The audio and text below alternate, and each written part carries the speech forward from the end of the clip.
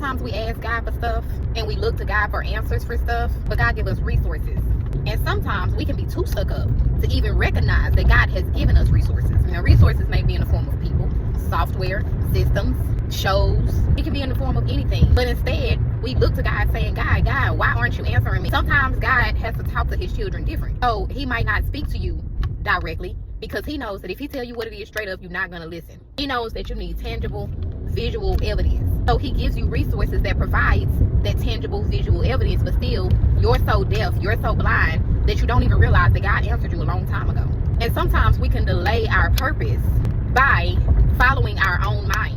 A lot of times, we want to do what we want to do. We don't want to do what it is that God has told us to do because we are not comfortable in our own skin. If God has told you to perform a certain way at a recital, but instead you feel like you don't look good doing it like that, and you decide to opt to do something else, then how does that blame fall on God? God has literally given you the visual and the vision of what it is that he expects you to do or wants you to do to get where it is that you're trying to go, but you are so afraid of how you're looking. You're afraid of perception, you're afraid of what people may think, you're afraid of people's intrusive thoughts, you're afraid of the crowd, you're afraid of all of these different things, so you do it the way that you feel comfortable. But there's an old saying that says that comfort zones kill purpose. So as long as you're comfortable, as long as you feel safe, as long as you're trying to save yourself, God don't have room. He don't have a place in you. He don't have what he needs to get in because you in the way. So sometimes, yeah, we got to get uncomfortable. We got to do the things that seem ugly. They seem weird. They seem like people are going to say such and such. But, you know, honestly, I could care less what people say. I'm trying to figure out what God say. If God say, post that picture like that, I'm going to post that picture like that.